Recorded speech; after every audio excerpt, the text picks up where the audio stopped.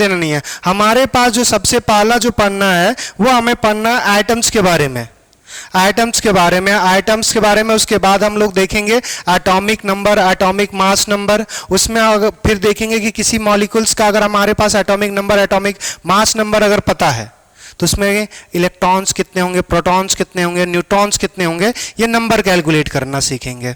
तो सबसे पहला हम लोग देखेंगे कि एटम, एटम हमारे पास क्या है, या एटम्स को डिफाइन करने से पहले जो सबसे पहला हमारे पास जो एटम का कॉन्सेप्ट दिया था वो डाल्टन्स ने दिया था। तो उसके बेसिस पे बोलता है डाल्टन्स एटॉमिक मॉडल, या थ्योरी बोल सकते हो, कोई मतलब नहीं है। तो हमारे पास डाल्टन्स एटॉमिक थ्योरी या मॉडल अगर लिख दो कोई मतलब नहीं है। तो इसके हिसाब से क्या था, एटम हमारे पास एक सबसे छोटा पार्टिकल है जो हमारे पास इनडिस्ट्रक्टेबल, कि उसको तोड़ नहीं सकते, या इनडिवाइडेबल, कि उसको डिवाइड भी नहीं कर सकते। तो डाल्टन्स का मानना ये था। और दूसरा क्या मानना था कि जो हम एटम जो होगा वो हमारे पास इलेक्ट्रिकली न्यूट्रल होगा। इलेक्ट्रिकली न्यूट्रल करने का मतलब जितना पॉजिटिव उतना ही नेगेटिव होगा। दूसरा उसमें बोला था कि और दूसरा बात बोला कि अगर किसी एक मैटर का, किसी भी एक मैटर का अगर हमारे पास एटम देखेंगे तो सारे आइडेंटिकल होगा। अगर हमने दो अलग डिफरेंट मैटर लेंगे तो उसका हमारे पास जो एटम्स होगा वो क्या होगा, डिफरेंट। जैसे अगर हमने एक आयरन का लिया, एक कॉपर का लिया, तो अगर हम उससे अगर एटम निकालेंगे तो वहां पे जो आयरन का एटम होगा और हमारे पास कॉपर का एटम होगा वो दोनों कैसा होगा, डिफरेंट होगा। तो सिंपल सा पहला हमारे पास इसके हिसाब से क्या था, atom, atom is a smallest particle of atom that is not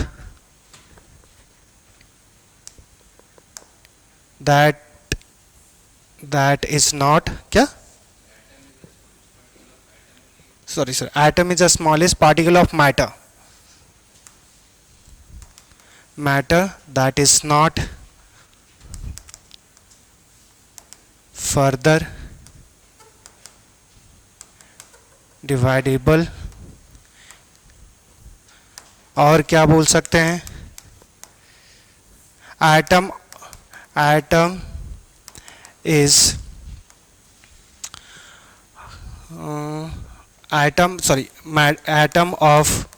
atom of single matter.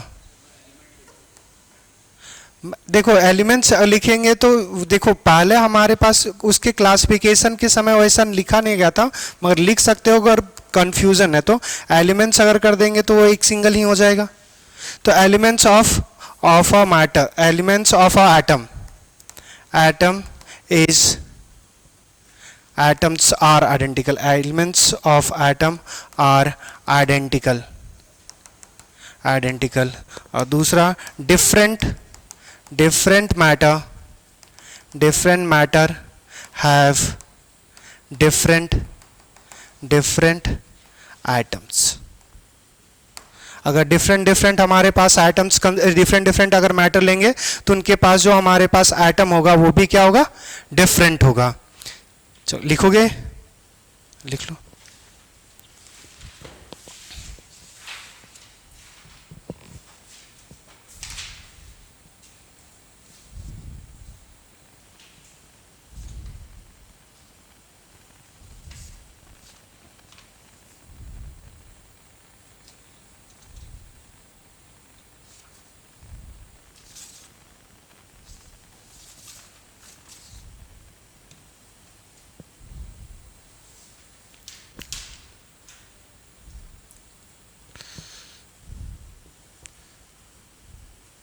एक ही ऐसी ऑन हुआ है।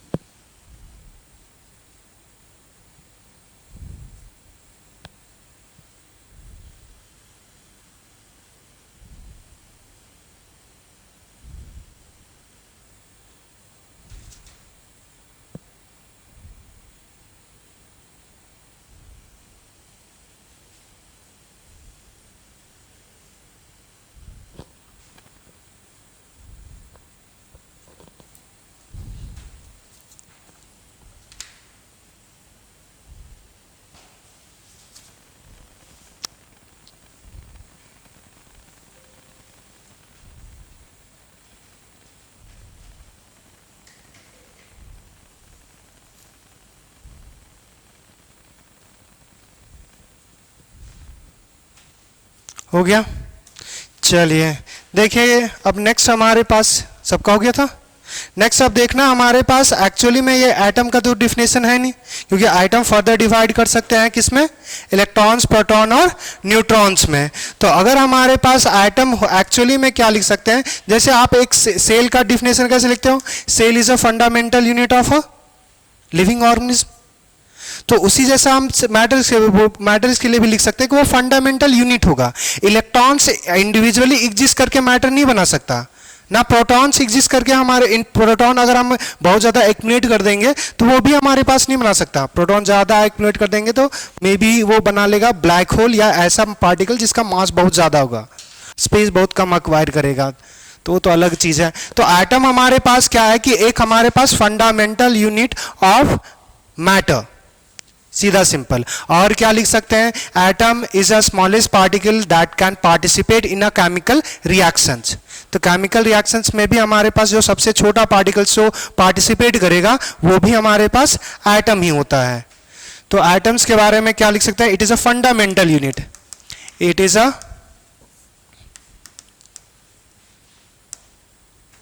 Fundamental unit of matter.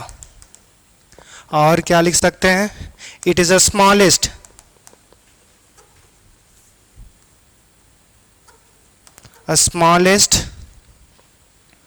unit that take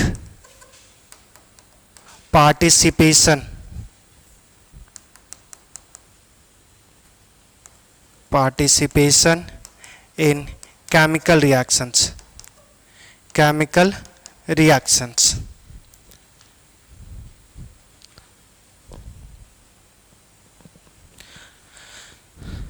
clear. अब एटम जो होगा, अगर हमारे पास यहाँ पे हम बात करें कि सब एटॉमिक जो पार्टिकल की बात करेंगे, सब एटॉमिक पार्टिकल मतलब एटम्स में जो पार्टिकल होगा, तो उसमें हम लोग बात करेंगे इलेक्ट्रॉन्स का, इलेक्ट्रॉन्स, प्रोटॉन और हमारे पास न्यूट्रॉन्स। अब देखो यहाँ पे हमारे पास पार्टिकल है, सबसे पहला तो उसका बात करेंगे कि मास की बात करेंगे, वो लेंगे इन ग्राम में। दूसरा हम लोग जो बात करने वाले हैं उसके चार्ज के बारे में बात करने वाले हैं। और तीसरा जो बात करेंगे रिलेटिव चार्ज। चलो सबसे पहला देखना है इलेक्ट्रॉन्स का। तो इलेक्ट्रॉन्स का जो मास होता है वो होता है 9.1 इंटू 10⁻⁻27 ग्राम। दूसरा चार्ज की बात करेंगे तो इस पे चार्ज होता है हमारे पास -1.6 इंटू 10⁻⁻19 कूलम। अब रिलेटिव चार्ज बाद में आएंगे। फिर देखना प्रोटॉन का जो मास होता है वो होगा 1.67 इंटू 10⁻⁻24 ग्राम। और जितना प्रोटॉन का मास होता है उसी के बराबर हमारे पास न्यूट्रॉन का भी मास होता है, बस स्लाइटली थोड़ा सा ज्यादा होता है। तो हम लोग वो अप्रॉक्स सेम ही मानते हैं। अब यहां से देखना चार्ज देख लिए। अब चार्ज जो होगा वो प्रोटॉन्स पे एग्जैक्टली जितना इलेक्ट्रॉन पे चार्ज है उतना ही प्रोटॉन पे होता है, बस क्या होगा मैग्नीट्यूड जो होगा वो पॉजिटिव में होगा 1.6 इंटू 10⁻19 कूलम। बस यहाँ पे माइनस में इलेक्ट्रॉन्स में, प्रोटॉन में हमारे पास पॉजिटिव में। और न्यूट्रॉन्स पे कोई चार्ज होता ही नहीं है तो उसकी बात ही नहीं करेंगे। ऐसा नहीं मतलब चार्ज, अब वही बात समझाएंगे। एक चीज छोटा सा चीज है, बड़ा इंटरेस्टिंग है। और दूसरा आप समझेंगे थोड़ा सा, देखो रिलेटिव चार्ज कहने का मतलब क्या होता है कि किसी के रिस्पेक्ट में कितना है। रिलेटिव कहने का मतलब है किसी के रिस्पेक्ट में। जैसे अगर किसी का वजन, अगर मान के चलो रमेश का वजन 10 kg है, सुरेश का 20 kg है, तो रमेश के वजन से सुरेश का वजन कितना होगा 2 टाइम्स। तो ये जो 2 टाइम्स इंट्रोड्यूस कर रहे हो या 2 टाइम्स बोल रहे हो वो सिंपली क्या है, एक रिलेटिव, कि जितना वजन होगा रमेश का उसका डबल सुरेश का। एग्जैक्ट पता नहीं चल रहा है। तो यहां पे हमारे पास जितना चार्ज है सिंपली क्या कर रहे थे कि जिसका वजन सबसे कम था उसी के वजन से जिसका हैवी वजन था उसको डिवाइड कर दे रहे थे। तो सिंपली यहां पे दोनों का चार्ज देखो तो सेम ही है। तो किसी के मैग्नीट्यूड से डिवाइड कर दो, तो इस पे जो चार्ज आएगा अगर 1.6 इंटू 10⁻⁻90 से डिवाइड करेंगे तो ये कितना देगा? -1। कोई यूनिट नहीं लगाएंगे, हम रिलेटिव देख रहे हैं। जैसे अभी बोल रहे 2 टाइम्स जो वजन था वो 2 का कोई यूनिट थोड़ी होगा। जैसे 20 kg बाय 10 kg, kg ऊपर kg नीचे, kg kg कैंसिल, तो 2 टाइम्स कोई हमारे पास यूनिट नहीं है, वो रेशियो है तो रिलेटिव होगा। तो अगर हमारे पास प्रोटॉन पे अगर +1 चार्ज है तो इलेक्ट्रॉन्स पे कितना होगा? -1। क्या बात समझ में आया? अब इसमें चार्ज ही नहीं तो इस पे न्यूट्रॉन्स की कोई बात करनी ही नहीं है। चलिए, ये सब तो तुमको पढ़ा चुके थे।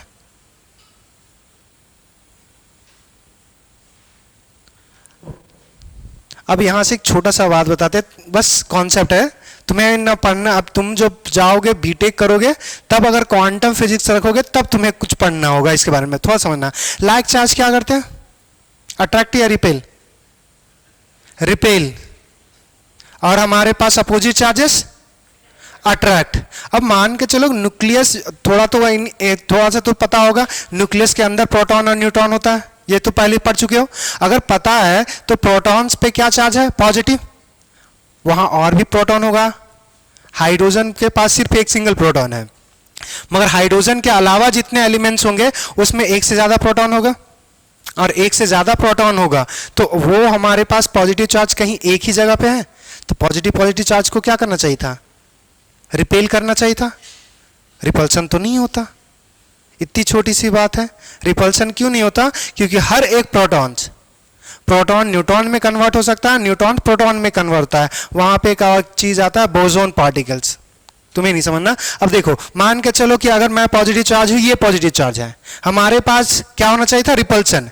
मगर जैसे रिपल्सन अगर हमने फेस करना शुरू किए तो वो पता चला कि पॉजिटिव चार्ज रहा नहीं है, वो चेंज हो गया हमारे पास न्यूट्रल में, तो रिपल्सन है ही नहीं। तो पॉजिटिव और जो प्रोटॉन होता है, न्यूट्रॉन होता है, वो एक्सचेंज होते रहता है। इसी वजह से जो मास भी होता है ना, दोनों का सेम है, तो अगर एक दूसरे में कन्वर्ट हो सकता है, बस चार्जित का तो फर्क है। बात समझ में आ गई? चलो, अब दूसरा हमारे पास समझेंगे। अच्छा, इससे पहले हम लोग पढ़ लेते हैं, उसके बाद इस पॉइंट को समझेंगे। सबसे अब यहां से नेक्स्ट जो पढ़ने वाले हैं वो हमारे पास है एटॉमिक नंबर। देखो, नाम में ही ये नंबर है तो ये काउंटिंग होगा। काउंटिंग किसका होता है? बोल। एटॉमिक नंबर है ये, जिसको बता चुके उससे नहीं पूछ रहे हैं। प्रोटॉन्स, तो किसी एटम्स में हमारे पास कितना प्रोटॉन्स का नंबर है वही उसका क्या होता है? Atomic number. तो ये नंबर है, कोई यूनिट नहीं होगा, ये सिर्फ काउंटिंग है, उसके अलावा कुछ नहीं। तो काउंटिंग है तो कभी भी फ्रैक्शन पॉसिबल नहीं होगा, हमेशा कैसा होगा? पॉजिटिव इंटीजर, नेगेटिव भी इंटीजर भी नहीं, ना जीरो कभी भी। क्या नेचुरल? हाँ, बोल सकते हो। तो हमारे पास एटॉमिक नंबर, अच्छा यहां से एक छोटा सा लिख देते हैं कि इसको जो हमारे पास रिप्रेजेंट करते हैं वो किससे करेंगे? Z से। तो ये हमारे पास लिख सकते हैं, it is a number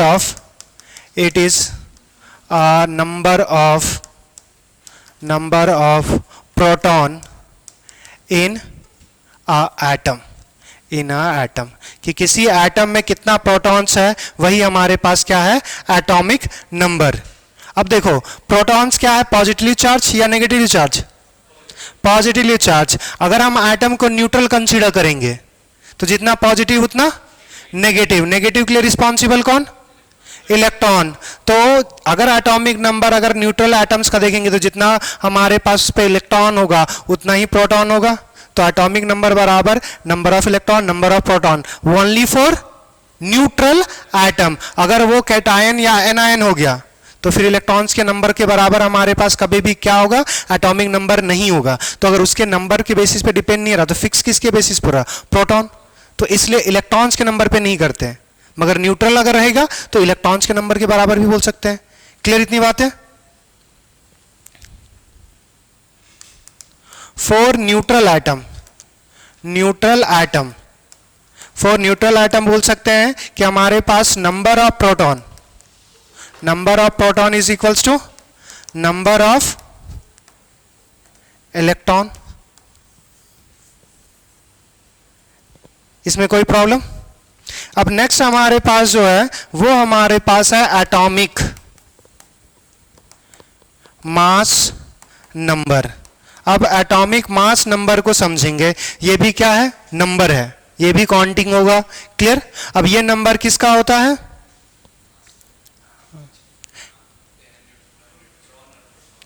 neutron और प्रोटॉन। इलेक्ट्रॉन्स को क्यों नहीं कंसीडर करते? शेयर हो जाता है। जब हम बात करते हैं एटॉमिक नंबर, जब एटॉमिक मास नंबर की बात कर रहे हैं तो हमारे पास सिंपली क्या कंसीडर करते हैं कि जितना प्रोटॉन्स का है उतना ही न्यूट्रॉन्स का, न्यूट्रॉन और प्रोटॉन का सम को ही क्या बोलेंगे? Atomic mass number. तो इलेक्ट्रॉन्स क्यों नहीं कंसीडर करते? Negligible mass. यहां पे देखना, वापस आते हैं इस स्लाइड पे, हमारे पास जो यहां पे मास लिखे हुए हैं, यहां पे देखो प्रोटॉन न्यूट्रॉन का लगभग अप्रॉक्स वही सेम ही लिखे हैं। अब यहां से देखो इलेक्ट्रॉन्स का जो वेट है 9.1 into 10 to power minus 27, 20 minus ये 27 है, मतलब नीचे जो आएगा 1 पे 27 लगाएंगे 0, तो वो बहुत छोटा नंबर होगा। यहां पे 24, ये भी बहुत छोटा, मगर इसके रिस्पेक्ट में देखना तो इसका वजन जो आएगा वो हमारे पास 1800 टाइम्स, 1800 टाइम्स से भी प्लस ज्यादा डिफरेंस आता है। अब समझना है इस चीज को कि अगर मान के चलो कि तराजू अगर कंसिडर किए हैं, एक साइड हमने 1 ग्राम रखा, अगर एक साइड 1 ग्राम रखा और एक साइड हमारे पास दूसरा 1 ग्राम रखा, दूसरे साइड 1 केजी 800 या 1800, वही चीज है। तो अगर रखेंगे तो सीधा सिंपली क्या दिखेगा? तराजू का पलटा पूरा अनबैलेंस। वो अगर 1 ग्राम रखे हैं या ना रखे कोई इंपैक्ट नहीं होगा। तो सीधा सिंपल जो हमारे पास होता है कि अगर हमारे पास दूसरा और समझना कि जैसे अगर मान के चलो जब आप सब्जी खरीदने जाते हो तो जब वजन, अब आजकल तो सब्जी वाला भी होता है कि 1 केजी है तो एग्जैक्टली ऐसा कुछ उठाएगा जो 1 केजी करेगा, पॉइंट भी नहीं बढ़ाएगा। मगर अगर नॉर्मल की बात करें तो अगर हमारे पास 1 केजी 0.1 हो जाता है तब भी वो 1 ही केजी का प्राइस लेता है, 1 ग्राम का तो प्राइस नहीं लेता। तो सेम चीज हमारे पास क्या है कि जो मास है ना, वो हमारे पास एटम का जो मास होगा जिसमें हमारे पास उसके कंस्टिट्यूएंट पार्टिकल्स होंगे, उसी का मास सबका ऐड कर देंगे तो ही हमारे पास मास आना चाहिए था। मगर उसमें इलेक्ट्रॉन का जो कंट्रीब्यूशन है वो लगभग नेग्लिजिबल है, उसको ऐड करें या ना करें। मान के चलो कि तुमने अभी कौन सा चल रहा है, ड्रीम 11 या सर्कल, क्या था कौन सा, माई सर्कल 11, अगर हाँ तो उसमें अगर मान के चलो तुमने 3 करोड़ रुपए जीत गया, अब अगले दिन से तुमसे 10 रुपए का नोट गिर गया, कोई फर्क पड़ेगा? तो वही चीज है कि जितना हमारे पास मास और प्रोटॉन और न्यूट्रॉन है उसमें अगर हम कुछ ऐड, जो मास वो इलेक्ट्रॉन्स का ऐड कर रहे हैं वो ऐड करे या ना करे उसके रिस्पेक्ट में वो मास नेग्लिजिबल है। बात समझ में आ रहा है? क्लियर इतनी बात है? तो इसलिए हमारे पास जो एटॉमिक मास के लिए जो रिस्पॉन्सिबल है उसी को ऐड करते हैं। तो प्रोटॉन और न्यूट्रॉन हमारे पास मास के लिए रिस्पॉन्सिबल होता है। तो जो एटॉमिक मास नंबर होगा इट इज अ सम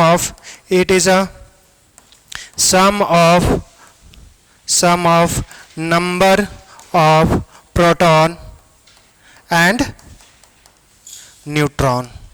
अब यहां से समझना, हमारे पास A बराबर क्या लिख सकते हैं? अगर हम नंबर ऑफ न्यूट्रॉन्स को n से कंसीडर कर रहे हैं, स्मॉल n से कर देते बेहतर है, न्यूट्रॉन्स को n से कंसीडर कर रहे हैं, हमारे पास प्रोटॉन्स को p से कंसीडर कर रहे हैं, तो ऐसा लिख सकते हैं A is equals to n plus p। अब यहां से देखो प्रोटॉन्स का जो नंबर था वो क्या था? Atomic number. तो इसको ऐसा भी लिख सकते हैं A is equals to n plus हमारे पास z।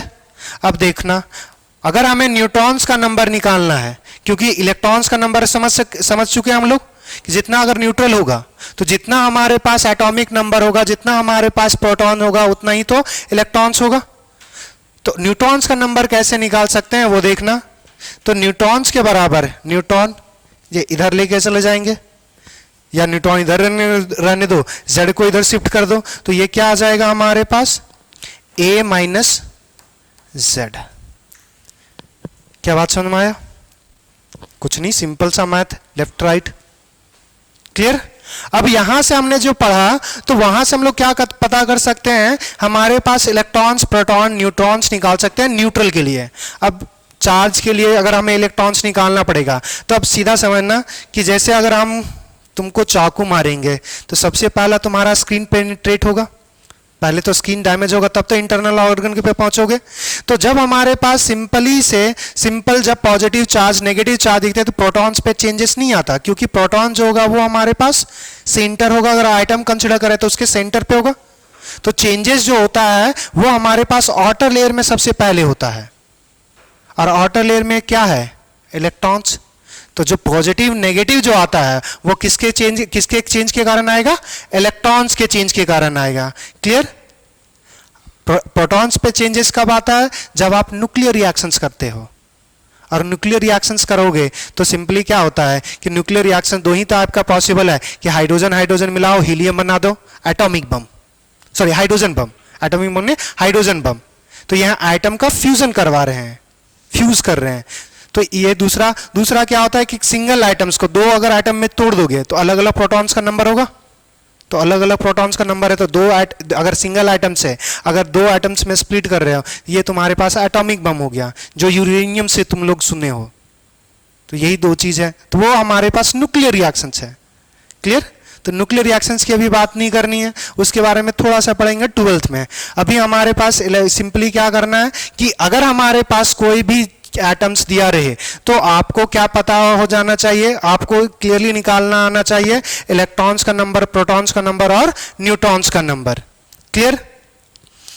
अब एक छोटा सा सिंपल एक पॉइंट्स लिख देते हैं कि अगर हमारे पास इलेक्ट्रॉन्स का नंबर अगर निकालना है, सॉरी, अगर हमें इलेक्ट्रॉन्स का अगर नंबर निकालना है तो अगर जितना चार्ज होगा, पॉजिटिव चार्ज होगा, तो उसमें प्रोटॉन्स का नंबर जितना होगा, अगर न्यूट्रल के केस में कंसीडर करते हो, न्यूट्रल के केस में कंसीडर करेंगे, उसी से बेसिस पे उस पे लॉस और गेन करेंगे।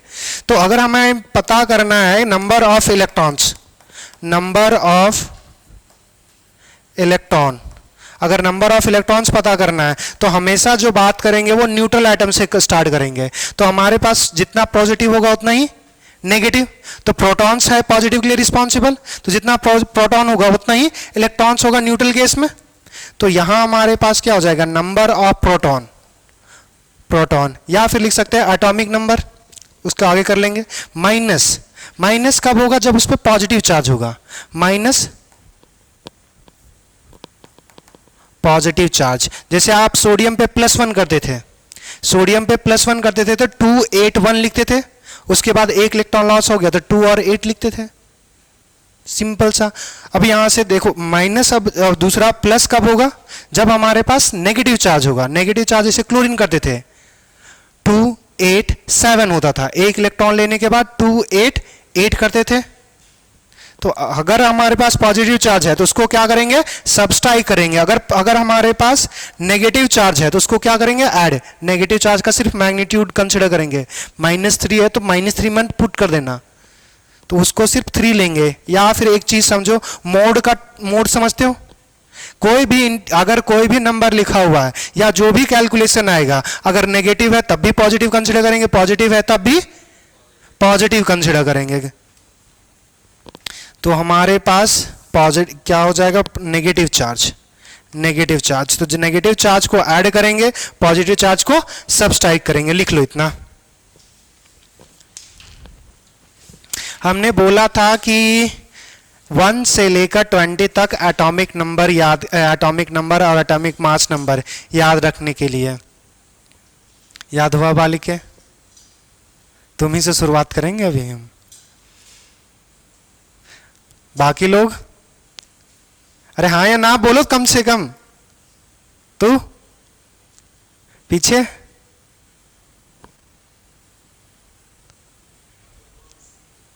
तो चलो तू ही बोल रहा है ना, थोड़ी सी शुरुआत करेंगे। हमने लास्ट क्लास में ही बोला हुआ था कि याद करके आना, जब फर्स्ट क्लास स्टार्ट करेंगे तो ये इंपॉर्टेंट होगा।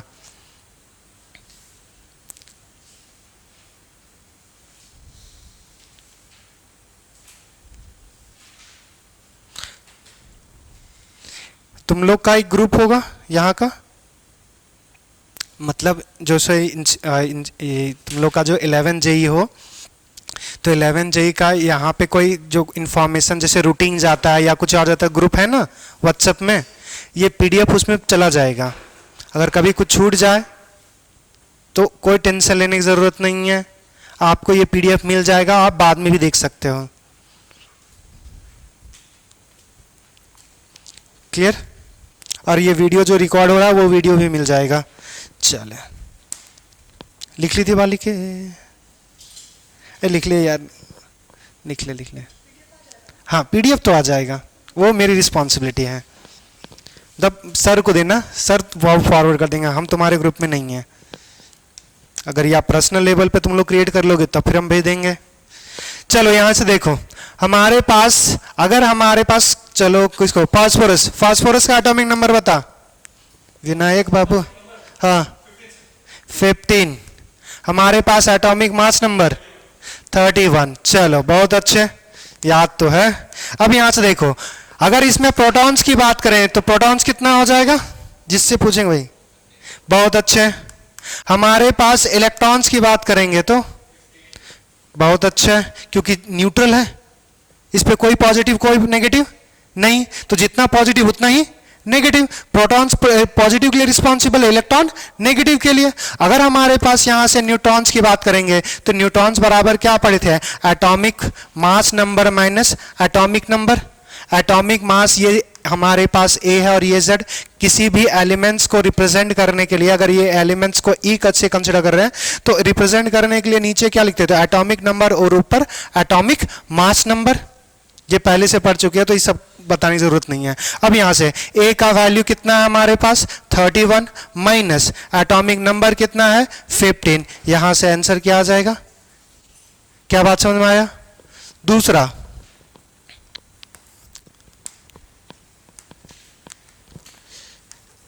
एल्युमिनियम 13। यहां पे पीरियोडिक टेबल चिपकाया हुआ था, कहा गया कहा, और एटॉमिक मास 27। चलो यहां से अगर हमारे पास अब क्या कर देना है, 3+ कर दे रहे हैं। कुछ तो चेंजेस आए, या रुक जाओ इसमें रहने देते हैं, अगले वाले में कर देंगे। अब हमारे पास यहां पे प्रोटॉन्स की बात करेंगे तो 13, हमारे पास इलेक्ट्रॉन्स की बात करेंगे तो 13, न्यूट्रॉन्स की बात करेंगे तो 27 माइनस 13, ये कितना आ जाएगा हमारे पास 14। क्या बात समझ में आया? अब हमारे पास दूसरा लेते हैं, जैसे अगर हमारे पास पहले तो एक छोटा एग्जांपल लेते हैं, N3 माइनस। अब नाइट्रोजन का एटॉमिक नंबर 7, वेट 14, 15 दोनों पॉसिबल होता है, तो तुम्हें जो बताना है वो 14 के बेसिस पे करना है। चलो अब यहां से देखो, प्रोटॉन्स का नंबर कितना होगा, अरे ये प्लस माइनस किसके, इलेक्ट्रॉन्स के कारण आएगा, उसको कोई लेना देना नहीं है, सीधा सिंपल साथ इलेक्ट्रॉन्स का। अब हमने बोला था कि जितना प्रोटॉन होगा उतना पहले लिखो, पॉजिटिव चार्ज है तो सब्सट्रैक्ट करेंगे, नेगेटिव चार्ज है तो ऐड करेंगे। तो सिंपल उल्टा करना है, तो 3 माइनस है तो 3+। क्या बात समझ में आया? दूसरा, अगर हम न्यूट्रॉन्स की बात करेंगे तो वेट कितना है 14, हम माइनस 7 आ जाएगा। क्या बात समझ में आ गया? कर लोगे? चलो अब दूसरा हम ले लेते हैं, एक मॉलिक्यूल्स ले लेते हैं, या फिर हमारे पास एक आयनिक स्पीसीज कंसिडर कर लेते हैं, PO4 3- फॉस्फेट। अब इसमें आपको क्या बताना है, total electrons, total protons, total neutrons. Clear? अब इसके लिए हमारे पास क्या, अच्छा सबका तो लिख दिया, देखो अच्छा एक ले लेते हैं। अच्छा पहले फास्फोरस से पहले जो हमारे पास अभी है, या फिर छोड़ दो यार, कौन सा लेते हैं, PO4 3-। चलो यहां से देखो, हमारे पास पहले फास्फोरस का आपको एटॉमिक नंबर मालूम होना चाहिए, एटॉमिक मास नंबर। तो एटॉमिक नंबर हमारे पास 15 और एटॉमिक मास नंबर 31। ऑक्सीजन का हमारे पास atomic number 8, atomic mass number 16। Clear? यही जो फॉस्फेट आयन है, ये phosphate ion, sulphate ion, carbonate ion, nomenclature जब 9th में पढ़ा होगा, तो ये हमारे पास फॉस्फेट है। तो फॉस्फेट है, तो अब यहां से बात करना है कि जो प्रोटॉन्स होगा वो टोटल प्रोटॉन्स की बात करना है।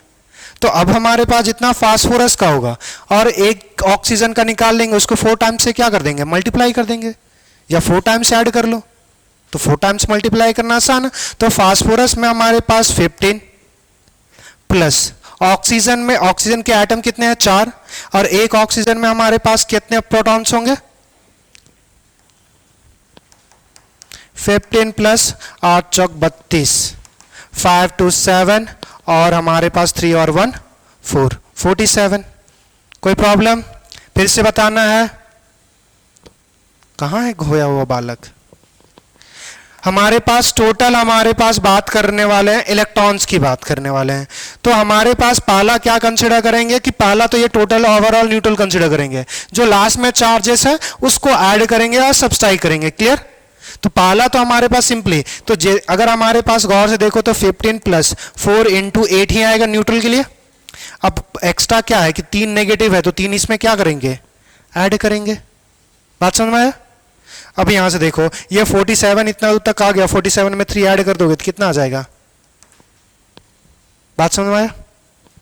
अब देखो टोटल हमारे पास न्यूट्रॉन्स के लिए है। अब फास्फोरस में अगर निकालेंगे, सबसे पहले फास्फोरस का 31 माइनस 15 16 इधर निकाल चुके हैं। डाइट लिखे? अरे हाँ है ना। 16 प्लस हमारे पास ऑक्सीजन देखो वेट कितना 16, atomic mass number divide by atomic number, sorry divide by बोल रहे हैं, atomic mass number minus atomic number, 16 minus 8 8 आ जाएगा। अब इसको न्यूट्रॉन्स को चार्ज से कोई लेना देना है ही नहीं, तो हमारे पास अच्छा अब ये कितने एटम्स है ऑक्सीजन के? 4। तो अब अगर हमारे पास कितना आ जाएगा? 8 चौक 32 और 16 हमारे पास 48। गौर से देखो तो एक ही तो ज्यादा हुआ, जहां 15 था वहां 16 है। क्लियर? एक और एग्जांपल करें या अब तुम लोग करोगे? कर लेगा? पहले तो ये लिख लो। और क्या? अरे बोलो जोर से।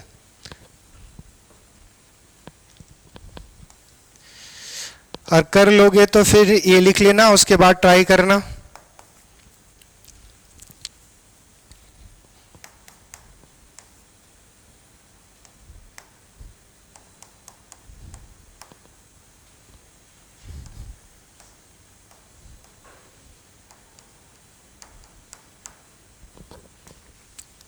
ये कुछ मॉलिक्यूल्स हैं आयनिक स्पीसीज, उसको ट्राई करना।